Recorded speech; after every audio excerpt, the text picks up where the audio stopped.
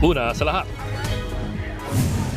dalawang grupo ng mga lalaki nagrambulan sa isang bar sa Tuguegarao City. Sige, away kayo! May nagpaputok din ng baril na napag-alamang isang pulis. Ang punot dulo ng rumble at ang kinahanglan niyan, abangan. Magandang gabi, Pilipinas. Sa Frontline tonight. Pagbisita ni VP Sara Duterte kay dating Vice President Leni Robredo sa Naga. Magandang paraan umano para mabawasan ang palaban niyang imahe ayon sa ilang political expert. Pakiramdam naman daw ng kampo ni Robredo na gamit sila. Senator Jinggoy Estrada, pinabulaanan ng umano'y haka-hakang papalitan niya si Senator Jesus Codero bilang Senate President. Alice Go, nakakulong na sa regular na selda sa Pasig City Jail. Anak ni Attorney Harry Roque naghain ng petisyon sa Korte Suprema para pigilan ang arrest order ng Kamara. Mga motoristang dumadaan sa mga expressway na walang RFID o hindi sapat ang load, sa susunod na taon na lamang pagmumultahin. Napatawad ko sila. At sa Showbiz Tonight, Carlos Yulo may inamin tungkol sa away nila ng kanyang pamilya sa panayam niya kay Tony Gonzaga. And yung kinarma na ako. Kasi mali nga naman na sagutin mo sila ng ganon.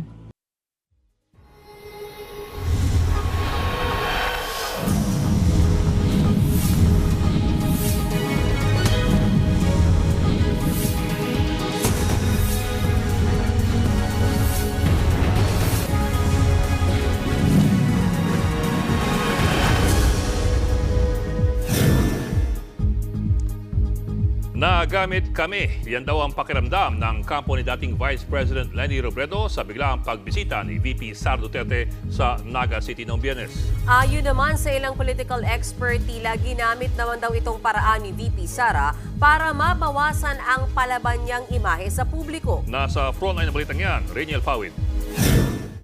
Naging usap-usapan ang pagbisita ni Vice President Sara Duterte kay dating Vice President Leni Robredo sa Naga City nitong Biyernes. Walang lumabas na anumang litrato ng pagbisita. Pero una nang sinabi ng Office of the Vice President na inimbita lang ng isang kaibigan si VP Sara na dumalo sa Peña Francia Festival sa Naga City. Ang kaibigan daw na ito ang nag-ayos din ng anilay casual meeting kay Robredo. Una na rin kinumpirma ng kampo ni Robredo na personal at hindi politika ang napag-usapan ng dalawa. Sa isang panayam kanina sa programang Story Ko ng One News, sinabi ng tagapagsalita ni Robredo na ikinagulat nila ang biglang pagbisita ni VP Sara. Lalo't hindi naman daw naging maganda ang relasyon noon ng Bise at ni Robredo. Matatanda ang tinawag pa dati ni VP Sara ang dating pangalawang pangulo na fake VP.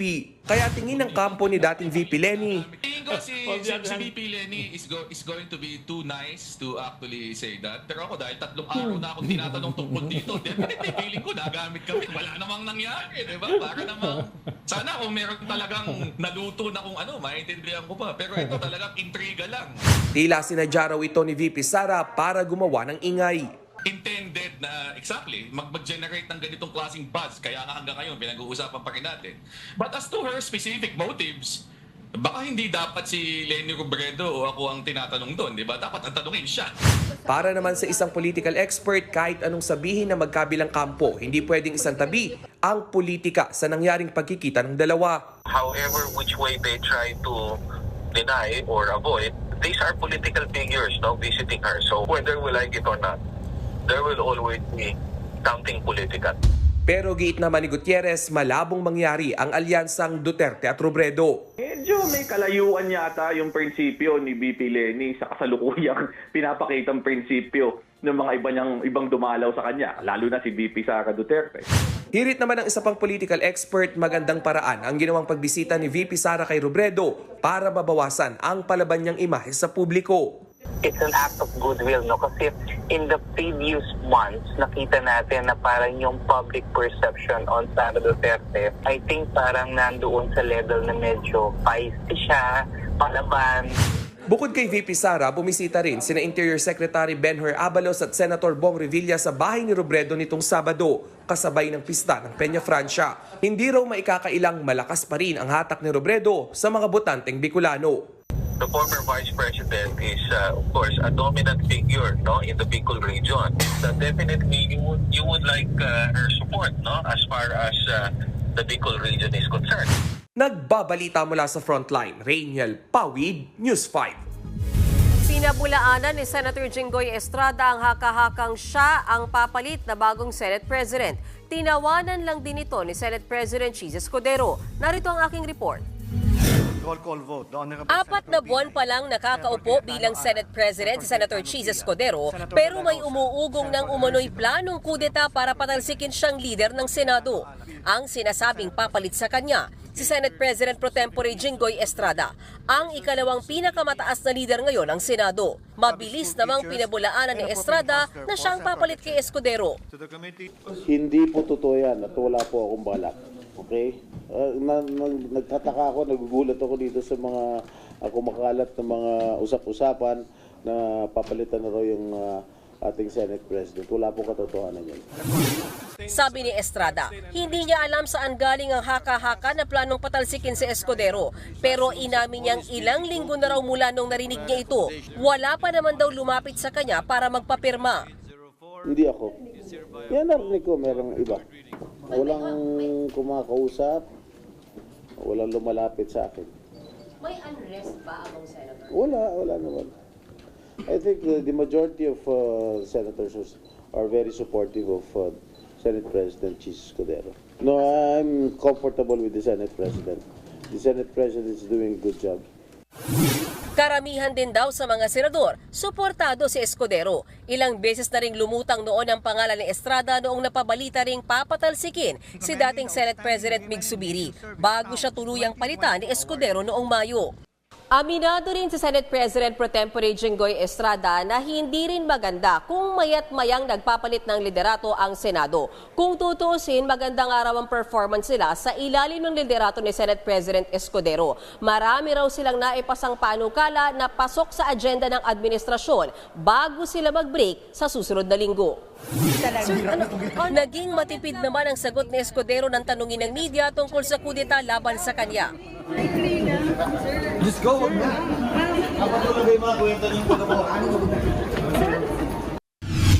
Sa isang pahayag naman ay pinadala niya sa News 5, tinawanan lang ni Escudero ang umano'y kudeta laban sa kanya. Bakit daw siya magkukomento sa chismis lang mula sa mga hindi kilalang source? Dagdag pa niya, naglilingkod lang siya at ibang opisyal ng Senado hanggat gusto ng mayorya. Lumutang din ang pangalan ni Senator Loren Legarda na isa sa mga posibleng pumalit bilang Senate President. Pero sinabi niyang wala siyang alam sa planong kudeta at nakatutok daw sila sa trabaho sa Senado. Isa pang sinasabing may kinalaman umano sa pagpapatalsik kay Escudero ay si Senator Cynthia Villar. Pero pinabulaanan niyang may kinalaman siya rito. Walang VIP treatment para kay Alice Go. Yan pong tiniyak ng BJMP. Ngayon nakakulong na sa regular na selda sa Pasig City Jail ang dating alkalde. Nasa frontline ng balitang yan si Ria Fernandez. Mula sa PNP Custodial Center sa Campo Crame, inilipat kaninang pasado alas 9 ng umaga sa Pasig City Jail Female Dormitory si dating Bambantarlac Mayor Alice Go. Pinasuot si Go ng pang-inmate na t-shirt at kinuna ng mugshot. Ang paglipat ng kulungan ni Go ay alinsunod sa commitment order ng Pasig Regional Trial Court Branch 167 para sa kasong qualified human trafficking na walang piyansa. Mapapansing naka-face mask ang dating alkalde. May nakita raw kasing impeksyon sa kanyang baga nang magpa-medical exam siya kanina sa PNP General Hospital. Dahil dyan, pansamantalang ibinukod si Go kasama ang 3 detainee na nagpapagaling sa tuberculosis o TB. Pero matapos isailalim sa test, lumabas na negatibo si Go sa TB. Kaya agad siyang inilipat sa cell number 3 at inihalo sa iba pang mga preso bilang ika-44 na inmate. Paulit-ulit naming sinasabi, no VIP treatment. And kapag in-isolate namin yan, hindi ba parang it sends a message of VIP? Ayaw po namin ng ganun. Kaya gusto namin malaman na today kung may infection ba talaga. Siyam lamang ang orihinal na kapasidad ng cell number 3. Pero sa kasalukuyan, higit 4 na po na raw ang nagsisiksikan dito. Kaya sa 10 triple deck na higaan, nasa 6 ang nagsisiksikan sa bawat kama. Ang iba, nagtitiis na lamang sa malamig na sahig.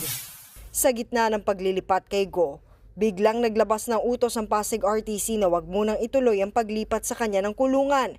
Dahil yan sa mosyon ng kanyang kampo na manatili muna siya sa PNP Custodial Center dahil sa umano'y banta sa kanyang buhay. Pero dahil nailipat na nga si Go, ipinawalang bisa yan ng korte kaya mananatili na sa Pasig City Jail si Go.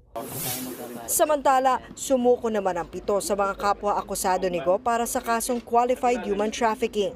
Iniharap sila kanina ng National Bureau of Investigation. Sila ang lumalabas na mga responsible dun sa Hongsheng Incorporators at saka sa Sun Yuan Incorporators. Lahat ito ay mga masasabi natin na bogus corporation ni Alice Guo. Kabilang sa mga sumuko si Jamie Lynn Santos na presidente ng Pogo Hub na Zunyuan Technology Center sa Bamban. Giit niya, hindi bogus ang kanyang korporasyon. Ang investment na po ito na inalok po sa akin ay online gaming.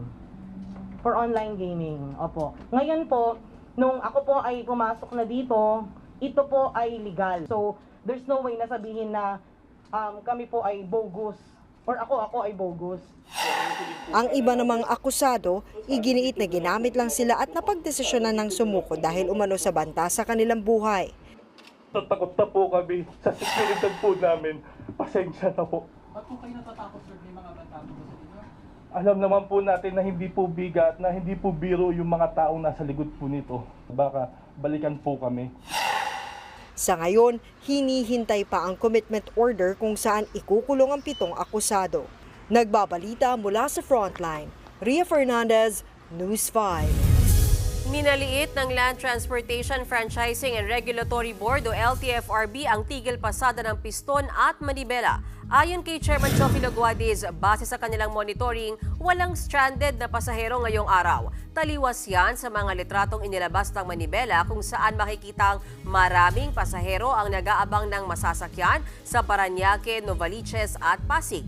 Ilang pasahero rin ang nahirapang sumakay sa monumento sa Caloocan. Pero sabi ng LTFRB, ganyan naman talaga ang karaniwang sitwasyon, lalo na tuwing Lunes. Kinagagalag ko pong sabihin sa inyo na sa ngayon po wala pong na-stranded na pasahero. Unang-una po, kukunti lang po yung mga sumama doon sa transport strike. Pangalawa, meron ho kami nakahandang libreng sakay. And then pangatlo po, nandoon po ang PNP to maintain peace and order. Hanggang bukas, ang tigil pasada ng transport group sa Manibela at Piston kontra Public Transport Modernization Program. Kung titingnan natin, kung talagang nasa 80 o 83%, hindi dapat mapaparalyze yung mga ruta. Pero malinaw, malaki yung parelasyon ngayong araw pa lamang, ngayong araw na ito. At tingin natin ay kailangan na talagang sa atin ibasura yung bugos at tuwad na programa. Inurong sa Enero ng susunod na taon ang pagpato ng multa sa mga motorisang dumadaan sa mga expressway na walang RFID sticker o kaya walang load. Ayon sa Toll Regulatory Board or TRB, kailangan mo nang ayusin ang operasyon sa mga tollway. Kabilang sa mga problema, mga depektibong sticker at mga RFID sensor na hindi agad lumalabas ang niload. Sa tala ng TRB, nasa 100,000 sasakyan ang wala pa ring RFID stickers. Noong August 31 pa, sana ipatutupad ang mga multa sa mga motorista kapag walang RFID o kaya hindi sapat ang mga load. Kaya namin napagkasunduan po na i-suspend muna or i-defer yung implementation, lalo na po yung mga penalties, nakikita po natin may problema din talaga yung sistema. So bibigyan natin ng pagkakataon yung toll operators na ayusin yung sistema nila, yung ating mga motorista, bibigyan rin natin sila ng pagkakataon na masanay sila dun sa ating tollways, yung tinatawag natin yung toll configuration. So masasanay na po sila na sana pakabit na sila ng RFID. Sa mga kapatid nating motorista, may oras pa kayo para magpakarga bago ipatupad ang taas presyo sa petrolyo simula bukas ng umaga. 1 peso at 10 centavos ang madaragdag sa presyo ng kada litro ng gasolina. Habang 20 centavos naman ang itataas sa kada litro ng diesel. Wala namang paggalaw sa presyo ng kerosene. Ayon sa Department of Energy, ang oil price hike ay bunsod ng lumalalang tensyon sa Middle East. Gayon din ang interest rate cut ng US Federal Reserve.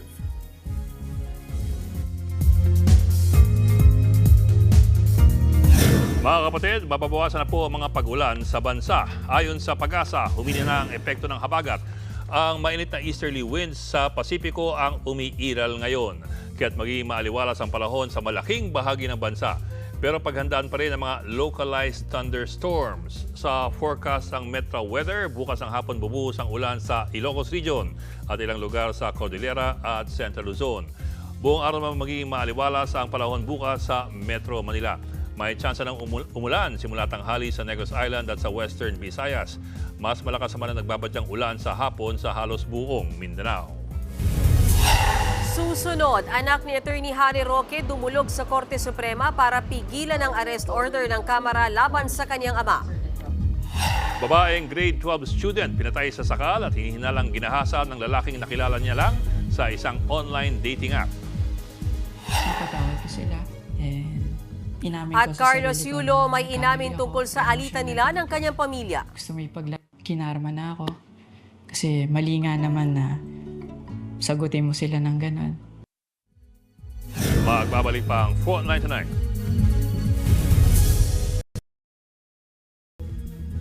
Mga kapatid, Ed Lingaw po, nasa Estados Unidos, Canada o saan mang dako ka ng mundo, manatiling may alam at may pakialam sa mga mainit na balita dito sa ating bansa. Simulan natin ang bawat araw sa tuloy-tuloy na balitaan sa Frontline. Mag-follow at mag-subscribe sa social media pages ng News 5.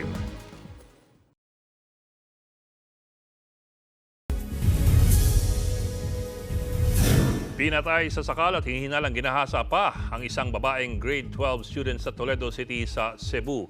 Ang suspect nakilala raw ng biktima sa isang online dating app. Yan at iba pa sa report ni John Aroa. Sa kuhang ito ng CCTV sa Toledo City, Cebu noong Huwebes, makikita ang pagdating ng isang babae at kasama niyang lalaki sa isang resto bar. Iniwan sa dali ng lalaki ang babae. Makalipas ang ilang minuto, binalikan ng lalaki ang babae saka sila umalis. Ayon sa pamunuan ng establishmento, naghahanap ng matutuluyan ang dalawa. Pero kinabukasan, bangkay na nang matagpuan ng babae sa kalapit na lodging house. Binusala ng panyo ang kanyang bibig, nakataas ang t-shirt at nakagapos sa mga kamay. Kinilala ang biktima na si May Fatima Tagaktak, 18 anyos na grade 12 student. Ang lalaking nakunan sa CCTV, nakilala raw ng biktima sa online dating app. Siya si Lorben Larot, 43 anyos. Base sa investigasyon, pinuntahan ng roomboy ang nirentahan nilang kwarto dahil hindi sila nakapag-check out. Walang sumagot kaya binuksan na ang kwarto at tumambad ang bangkay ni May. Base sa death certificate ng biktima, namatay siya sa sakal. Hinala ng pulisya, ginahasa muna ang biktima sa kapinatay. Ayon sa ama ng biktima, pinangakuan ni Richard si May na bibila ng cellphone kapag makipagkita. Patuloy pang pinaghahanap ang suspect. Walang saplot at tadtad ng saksak sa leeg at dibdib ang bangkay ng babaeng ito nang matagpuan sa inuupahan niyang bahay sa Baguio City noong Huwebes. Kinilala ang biktima na si Casey Gabriel, isang customer service agent. Nawawala rin ng ilang gamit ng biktima gaya ng cellphone at wallet. Ayon sa mga kapitbahay, huli nilang nakita ang babae noong September 17. Pero bago ang insidente, may bumisita raw sa dalaga. Hinihintay pa ng Baguio City Police ang autopsy report ng biktima para malaman kung ginahasa siya. May person of interest na ang Baguio City Police pero hindi muna nila pinangalanan habang gumugulong pa ang investigasyon. Nagbabalita mula sa Frontline, John Arua, News 5. Dumulog na sa Korte Suprema ang anak ni Attorney Harry Roque para pigilan ang arrest order ng Kamara. Pati ang may bahay ni Roque binanata ng chairman ng House Quad Committee. Nasa frontline ng balitang yan si Marian Enriquez. Naghain kanina sa Korte Suprema ng writ of amparo ang anak ni Attorney Harry Roque na si Bianca Jacinta. Hinihiling ito bilang proteksyon sa karapatan ng sinuman na nahaharap sa panganib. Nakasaad sa petisyon na mag-issue ang Supreme Court ng Temporary Protection Order para pigilan ang Quad Committee ng Kamara sa pagpapatupad ng arrest order laban kay Roque. Mapang-abuso na raw kasi sa kanilang legislative powers ang Quad Committee. Inaagaw na rin daw nito ang kapangyarihan ng ehekutibo at ng hudikatura.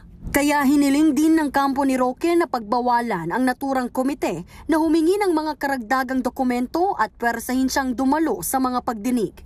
Matatandaang na-cite in contempt si Roque dahil sa pagsisinungaling sa di niya pagsipot sa pagdinig ng Quadcom kaugnay ng Pogo. Hindi rin siya nakapagsumite ng mga dokumentong hinihingi sa kanya, kabilang ang kanyang Statement of Assets, Liabilities and Net Worth o SALN, income tax returns at business transactions ng kanyang kumpanya.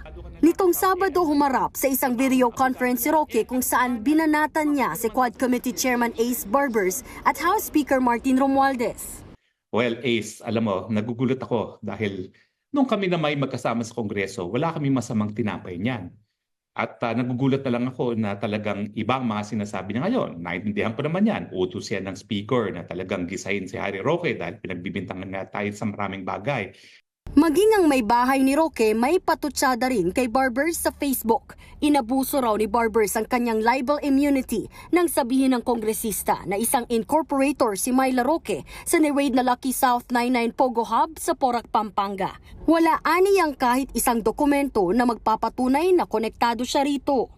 Tungkol naman sa show cause order ng komite laban sa misis ni Roque, sinabi ni Myla na lumipad siya pa Singapore para magpagamot pero hindi raw tinanggap ng Quadcom ang kanyang medical certificates at hospital records. Itinanggi naman ni Barbers ang umunoy pang-aabuso niya sa immunity mula sa libel sa pagdinig ng Quadcom. Kung napanood lang daw ni Myla ang 6 na pagdinig, si Barbers pangaraw ang tagapagkontrol at kalmadong pinangungunahan ang mga miyembro ng komite. Hindi rin daw nila iniuugnay si Myla sa Lucky South 99 kundi ang asawa niyang si Harry Roque. Lumutang lang daw ang pangalan ng asawa ni Roque dahil siya ang pumirma sa lease agreement sa isang wanted Chinese IT expert matapos ang raid sa Porac Pogo Hub. Dagdag pa ni Barbers, ang mga isinumiting medical documents ni Myla sa komite ay walang nilalamang detalye tungkol sa kanyang health issues. Buwelta pa ng kongresista, mas mabuting humarap na lang si Roque at ang kanyang misis sa mga pagdinig ng Quadcom kung wala silang tinatago.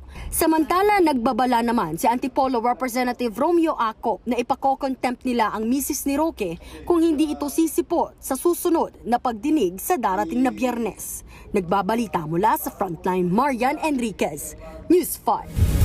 Hindi na naman sumipot si Vice President Sara Duterte sa plenary debates ng Kamara kaugnay po sa hinihinging 2025 budget ng kanyang opisina. Bigyan pa nila ng isang pagkakataon ng bise pero kung no-show pa rin siya, dedesisyonan na raw ng komite ang panukalang pondo ng OVP. Nagbabalik po si Marian Enriquez. Sara Duterte! Nagprotesta kanina sa harap ng Kamara ang mga rallyista kasabay ng muling pagharap sana ni Vice President Sara Duterte sa deliberation ng budget ng Office of the Vice President. Pero gaya ng ikalawang pagdinig ng House Committee on Appropriations, hindi ulit dumalo si VP Sara at ang ibang opisyal ng kanyang opisina. Nasa Daet, Camarines Norte ang bise at binisita ang ilang grupo at lokal na opisyal. Ikinadismaya ito ni House Minority Leader Nonoy Libanan. Nagtatanong pa rin kami nasaan po ang ating Vice President. Kasi kanina naka-schedule po kami sa 10 o'clock at walang magandang explanation. Siyam na ahensya ang nakalinyang sumalang sa budget deliberation sa plenaryo. Kung wala pa rin kinatawan ng OVP hanggang matapos ang sesyon ngayong gabi, mapipilitan na naman ang mga kongresista na i-defer ulit o ipagpaliban ang deliberasyon sa pondo ng OVP. Nagpadala lang ng sulat si Vice President Sara Duterte dated September 11 kay OVP budget sponsor Congressman Zia Alonto Adyong na sinasabing naipasa na nila ang mga kailangang dokumento kaugnay ng kanilang 2025 budget proposal. Ipinauubayan na raw nila sa Kamara ang kanilang budget para sa susunod na taon, bagay na hindi umubra sa minorya. Sa Miyerkules target ipasa ng Kamara ang mahigit 6 trillion pesos na proposed budget sa susunod na taon. Kapag hindi pa rin nagpadala ng kinatawa ng OVP hanggang sa Miyerkules, mayorya na ang magpapasya kung magkano ang ilalaang budget sa opisina ni VP Sara sa 2025. Higit 2 billion pesos ang inihinging pondo ng opisina ng bise, pero una nang inirekomenda ng Appropriations Committee na tapyasan ito ng 1.3 billion pesos.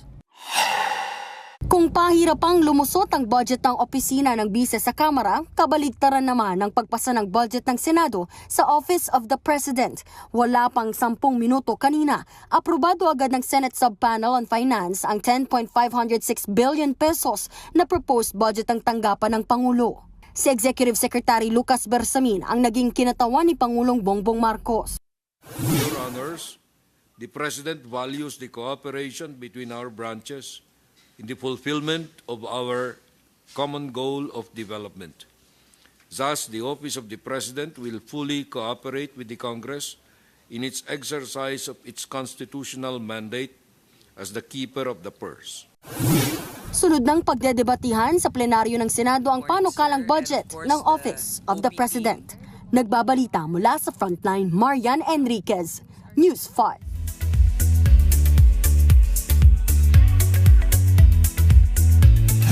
Showbiz tonight na tayo. Aminado si two-time Olympic gold medalist Carlos Yulo na nagkamali at nakarma siya kaugnay ng hidwaan nila ng kanyang pamilya. Chika niya sa vlog ni Tony Gonzaga, piniling niyang huwag magsalita in the past dahil masyado raw personal ang namagitan sa kanila ng kanyang mga magulang.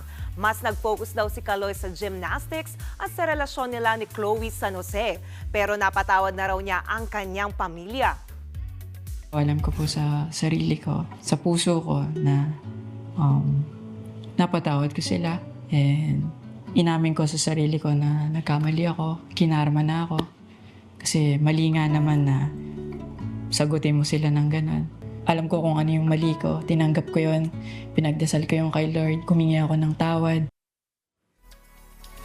Nasaktan naman daw si Chloe nang malaman niya ang issue sa pamilya ni Kaloy. Kaya simula noon, lagi na raw niyang sinasamahan si Kaloy sa lahat ng bagay. It happened to me na, so I know how it feels like na your own blood is like parang putting you down. Yeah, family first, pero family first should be the first ones also na sinusuportahan ka, pinoprotektahan ka. So why is it the opposite? So family first should be the first ones to love you and support you unconditionally. Diyan lang kayo mga kapatid, may init pa akong chika mamaya. Susunod, grupo ng mga estudyante sa Tuguegarao City nagrambulan. Isang pulis biglang nagpaputok ng baril. Ilang maritime schools na ambang obligay na silang magkaroon ng sariling barko ngayong sinibatas na ang Magna Carta of Filipino Seafarers. At silipin ang music video ni Shiny Member Key na gumamit ng Artificial Intelligence o AI. Tutok lang mga kapatid dito sa Frontline Tonight.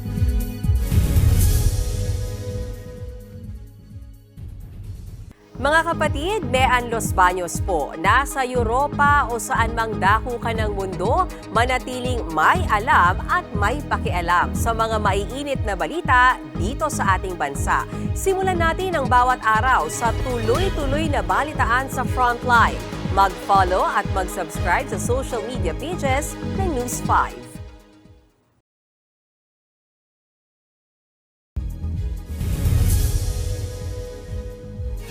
Sa pool sa video ang rambulan ng dalawang grupo ng mga estudyante sa isang bar sa Tuguegarao City sa Cagayan. Sinubukan pang umawat ng isang pulis sa 2 beses nagpaputok ng baril. Yan at iba pa sa report ni Brian Basa.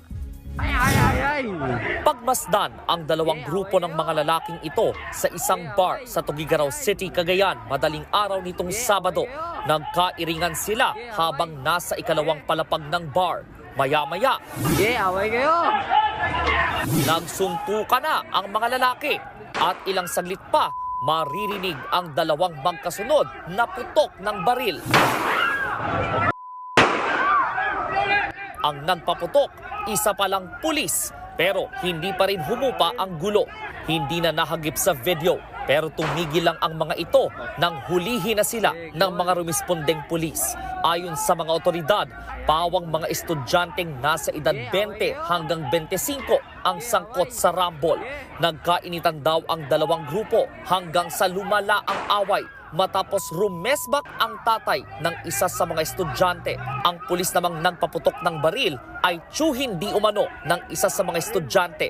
Maswerteng walang tinamaan. Kusa ring isinuko ng pulis ang kanyang baril pero mahaharap siya sa asunto kung mapatunayang nagpabaya siya sa paggamit nito. Hawak na rin ng pulis ang mga estudyanteng sangkot sa rambulan. Posible silang maharap sa reklamong alarm and scandal. Sa Iriga, Camarines Sur naman, isang babae ang bumulagta sa bubong ng isang boarding house alas 11 ng umaga kahapon. nakita raw ng mga residente at dumaraang motorista nang mahulog ang 17 anyos na dalagita mula sa rooftop ng gusali matapos itong makuryente. Batay sa investigasyon, nagsasampay sa rooftop ang biktimang si alias Jenny nang aksidente niyang mahawakan ang isang live wire. Nagpapagaling na siya sa ospital. Patay naman ang isang magsasaka matapos mag-amok sa isang lamay sa Lawang, Northern Samar. Ayon sa mga pulis, Sabado ng madaling araw nang magpunta sa lamay ng magulang ng kapwa niya magsasaka ang biktimang si alias Rod. Nag-iinuman daw sila sa lamay nang magkainitan ang biktima at ang suspect. Naglabas ng ice pick ang biktima habang kumuha naman ng itak ang suspect. Patay ang biktima matapos mapuruhan sa leeg. Agad namang naaresto ang suspect na nahaharap sa kasong murder. Nagbabalita mula sa Frontline, Brian Basa, News 5. Naglayag ng bagong barko ng Pilipinas sa magbabantay sa Escoda Shoal. Yan ay habang kinukumpuni ang BRP Teresa Magbanwa at dalawa pang barko ng Philippine Coast Guard na nasira dahil sa pangaharas ng China. Nasa frontline ng balitang yan, Mon Gualvez. Posible raw abutin ng 2 hanggang 3 buwan ng gagawing repair sa BRP Teresa Magbanwa matapos mabutas sa tagiliran at masira ang ilang bahagi nito dahil sa panggigit-git at pamabangga ng China Coast Guard noong Agosto. Ayon sa Philippine Coast Guard, mula sa Puerto Princesa City sa Palawan, dadalhin sa Danao, Cebu ang barko para doon ayusin. Bukod sa Magbanwa, doon din ipapagawa ang 2 pang patrol vessels ng PCG na nasira rin ng China habang nagpapatrolya sa West Philippine Sea noong nakaraang buwan. Itong mga shipbuilders natin, napaka-capable nito. In fact, marami na silang ginawang mga barko na ginagamit sa ibang bansa. Tiwala tayo na magagampanan nila ng maayos yung pag-repair nitong Teresa Magbanwa. At saka pa yung ibang mga barko nating napinsala doon sa engagement with China sa West Philippine Sea. Paglilinaw ng PCG, walang gagastusin ng gobyerno sa gagawing repair sa BRP Teresa Magbanwa dahil sasagutin daw ito ng kontraktor na gumawa ng barko.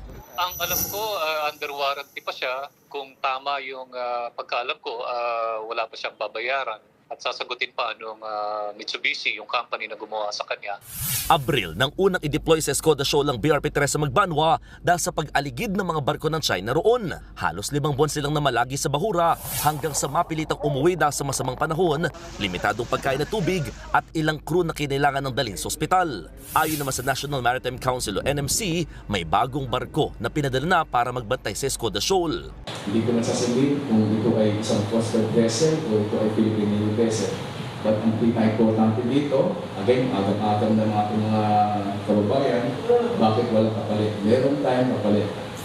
Sa ngayon, wala pang ibinibigay na detalye ang NMC, Militar o Coast Guard kung ilang barko ang pinadala at kung nakarating na nga ba ito sa Escoda Shoal. Pero ayon sa Coast Guard, wala naman sila nababalitaan na hinaharas na ito ng China. Base sa huling monitoring ng Philippine Navy, nasa 65 China Coast Guard vessels, warships at militia vessels pa rin ang nakatambay sa Escoda. Sa dami ng maritime force ng China, aminado ang gobyerno na dihado tayo sa paramihan ng mga barko. Kaya ang National Maritime Council bukas din daw sa mungkahi ni Senator Francis Tolentino na mag-arkila na lang muna ng mga barko sa ibang bansa para may pandagdag puwersa tayo sa West Philippine Sea. Pero pag-aaralan pa raw yan ng maigi. Nagbabalita mula sa Frontline, Mon Gualvez, News 5. Nilagdaan na ni Pangulong Bongbong Marcos ang batas na layong protektahan ng mga Pilipinong seafarer. Pero ang ilang maritime schools nangangambang baka obligahin na silang magkaroon ng sariling barko. Nasa frontline ng balitang yan si Maricel Halili. Araw-araw, ganito kahaba ang pila sa Calao, Maynila. Sila ang mga gustong makasampa o magtrabaho sa barko bilang seafarers. Kung ikukumpara kasi sa ibang trabaho, mas malaki ang sasahurin sa posisyong yan. Pero hindi rin maikakaila na mapanganib ang propesyong ito. Gaya na lang ng mga tripulanteng Pinoy sa Red Sea na inatake ng rebelding Houthi noong Hunyo. Kaya para masiguro ang kanilang seguridad sa gitna ng dagat, nilagdaan ni Pangulong Bongbong Marcos ang Republic Act No. 12021 o ang Magna Carta para sa mga Filipino seafarers. At its core, this new law aims to uphold the fundamental rights of our overseas seafarers, their rights to fair wages, safe working conditions, and skills and competency development, amongst others. Dahil sa batas na yan, Titiyaking may sapat na training ang Filipino seafarers na nakabatay sa Standards for Training, Certification and Watchkeeping o STCW. Dahil dyan, mas masisigurong handa sila sa pagsabak sa domestic at international shipping industry. Mas naging malinaw din sa Magna Carta ang mandato ng maritime institutions at stakeholders sa pagtitiyak na maganda ang kalidad ng matutuluyan, pagkain, medical care at iba pang serbisyo na kailangan ng mga tripulante. By prohibiting the imposition of recruitment, placement, visa, or other related fees, we hope to alleviate some of the financial struggles that our seafarers, that they have to go through, even before they board a vessel to set sail in international waters. Matatanda ang Setyembre nung nakaraang taon nang i-certify bilang urgent measure ni PBBM ang naturang Magna Carta. Ikinatuwa naman ng seafarers at mga nagbabalak maging seafarer ang ipinasang batas. Pero lumutang naman ang panibagong problema. Nangangamba raw kasi ang ilang maritime school na baka obligahin na silang magkaroon ng sariling barko. Magkakaroon niya ng epekto pagtaas ng tuition fee. Kasi for example, magkakaroon nga daw, i-required na magkaroon ng vessel kung meron kang sariling school. So syempre, yung operations nun, doon kukunin. Kaya panawagan nila tulungan ng gobyerno ang maritime schools gaya ng pagbibigay ng exemption sa tax. Pero naiintindihan naman daw ng institusyon kung bakit kailangan ng regulasyon. Hindi naman pwedeng tanggap ka na lang ng tanggap na alam mo namang, number 1, hindi ka in compliance at number 2, never mong mapapasakay o hindi magiging qualify yung nag-aaral sa'yo para maging marino. Hiling naman ng mga seafarer, sana mapatupad ng maayos ang batas. Nagbabalita mula sa Frontline, Maricel Halili, News 5.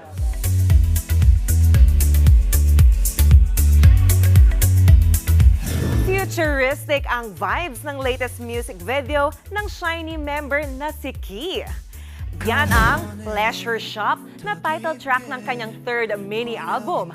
Tampok dyan ang AI-generated images ng singer na ang role ay isang cyborg. Ayon kay Key, ang concept ng music video ay galing sa kanyang self-reflection kung ano ang kanyang pagkatao kapag walang emosyon. Para kay Key, pwedeng gamitin ang AI technology basta hindi ito naaabuso. Naging co-writer sa ilang kanta sa album ang American singer na si Lauv. Hindi pa tapos ang chikahan natin tonight, kaya dyan lang kayo mga kapatid. Abangan ang kauna-unahang ride and fly stunt na ginawa sa French Alps.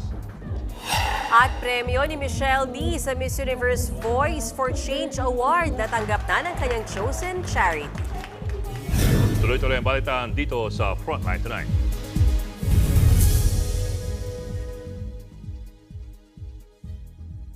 Mga kapatid, Ed Lingaw po, nasa Estados Unidos, Canada o saan mang dako ka ng mundo, manatiling may alam at may pakialam sa mga mainit na balita dito sa ating bansa. Simulan natin ang bawat araw sa tuloy-tuloy na balitaan sa Frontline. Mag-follow at mag-subscribe sa social media pages ng News 5.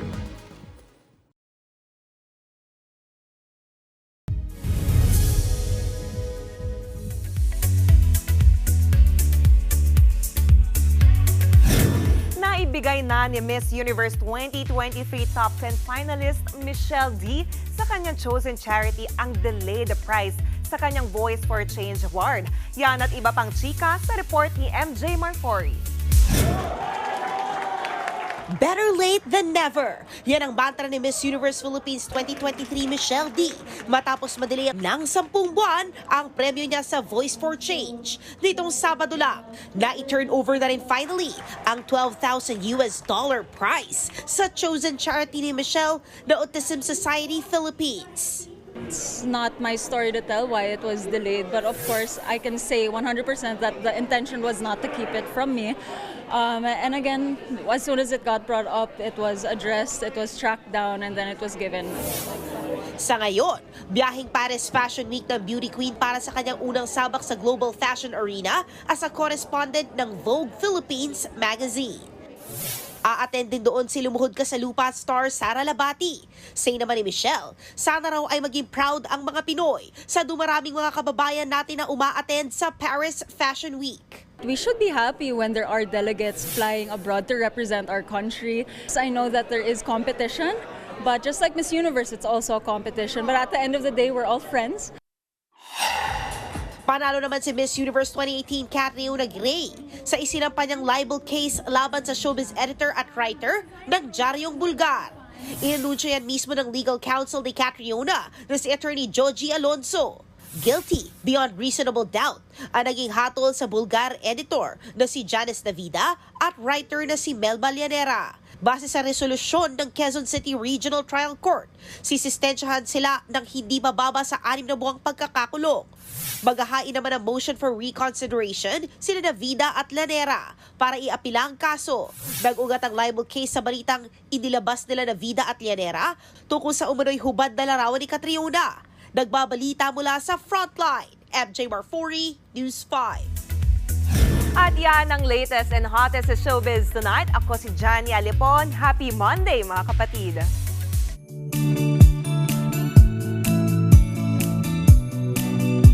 At para naman sa ating pabawang pampa, good night, motocross at paragliding all-in-one. Yan ang kinaya ng isang atleta sa France. Sa simulan, nagmotor sa French Alps si Tom Pages. Nang makabuelo, inilabas niya ang paragliding equipment saka lumipad mula sa kabundukan. 2 taon ang ginugol niya sa training. Katuwang niya sa pambilang stunt ang kanyang kaibigan. Umabot ng hanggang 100 kilometers per hour ang bilis ni Tom sa ere. Siya rin mismo ang nagdisenyo ng kanyang sinakyan. Ang stunt ni Tom ang itinuturing ngayong world's first ride and fly sa French Alps. Sa Pilipinas, maraming ganyan din. Oh, saan? Nagmumotor, tapos biglang nagiging barko. Hindi, meron sir sa bahay. Saan nga ba yun? Di ba sir may mga jeep na hagibis? Yung sobrang bilis din. Pero Marikina or something somewhere. Whatever. Hindi ko alam. Okay. Wala. Wala. Sige. Sige, go. Sige. Lunes nga ngayon. Mga kapatid, 90 days na po at Pasko na. Yan po ang 45 minuto paghimas malagang headlines. Balitaan at diskusyon para sa paghubog ng matalinong opinyon. Kami yung kasangga sa pagbabalita. Ako po si Mayan Los Baños. Ako lang po si Edwin Gao. Hanggang sa lunes mga... Hindi. Good night na pala. Magandang gabi.